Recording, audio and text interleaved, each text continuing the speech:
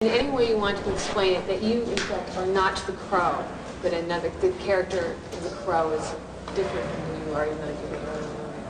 No, in fact, I am undead. Yeah. And I frequently go on killing rampages.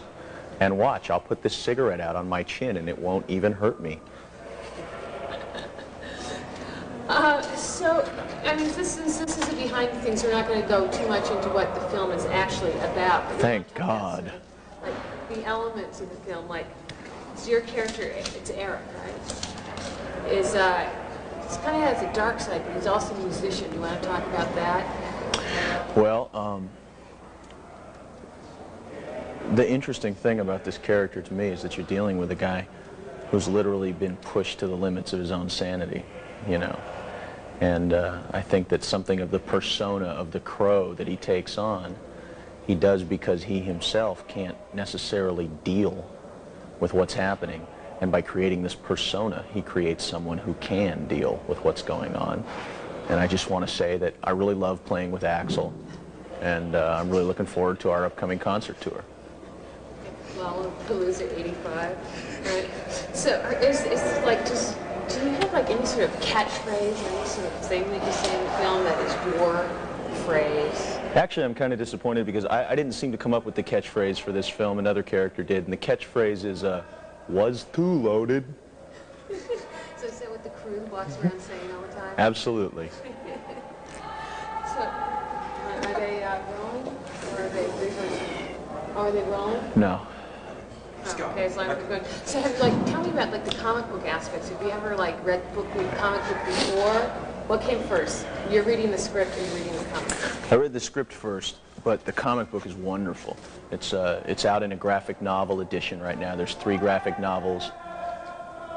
Contains all 6 issues of the comic book, and it's a very pure work. The writer's been out on the set a lot, and I've gotten a chance to meet him. You wouldn't necessarily bring him home to dinner with your mother, and I think he'd like me to say that about him. But it really is a very pure work. It came from some experiences of his own. And an interesting thing that I like about it is it's essentially a story about a man and a woman who are victims of a terrible crime. And the man gets a chance to come back to try and seek justice, which is something that you just read the news or look around and often does not happen. And it's very satisfying in that way. It's true, but sort of classic comic book crime-fighting vigilante usually comes from the victim. Are you playing a vigilante? Well, in a sense, but oftentimes a vigilante seems to be trying to cure some social ill or fight some larger thing, you know. And thematically, I think the film probably will get into exploring that, but it's a very personal story. Eric's trying to come back and take vengeance for something that was done to the woman that he loved. Right now, what's going on in the film, with the scenes that we're filming today? And if you sort of describe where it comes in the film and what it means? Well, it means I'm wearing a bulletproof vest right now. And I just got shot 20 times. And I've worn squibs before, and I've gotten shot before, but I must say I have never been shot 20 times at once before, which is an experience I think everyone should have. Is it an acting challenge that you would recommend for every actor? It's an NAR day. It's a definite no acting required day when you get shot 20 times. The reactions come pretty naturally? Yeah, well, Alex Proyas should actually come out for you because he does the Proyas shuffle the best, which is the, you know, when you get shot 20 times. So I'll ask you just one more thing is that, what's it like being signed for 3 pictures by Ed Pressman, knowing what happened to Arnold Schwarzenegger? Well, what did Ed do to Arnold Schwarzenegger that I don't know about? Box on his desk. No, I mean, are you excited about the prospect? I'm excited about the film. You know, the concept that there's a possibility of doing a couple more pictures.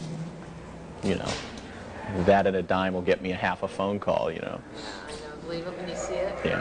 But so do you think The Crow's going to be like a franchise? Is it something? Are we going to see Crow 18? Do you think the story has? I hope not. It's a very self-contained story. Like I said, it comes from the graphic novel, and it really is a pure work. And once it's over, I mean, I haven't even begun to think about what Crow 18 would be. I just hope we shoot it someplace warmer. Or can you talk just briefly about shooting in the cement factory and what it's like? It's cold. It's very cold. We were shooting during the blizzard of '93. We were outdoors with no shirt, or I was outdoors with no shirt and no shoes on. And it was 5 degrees outside in the rain, which once again is another NAR day.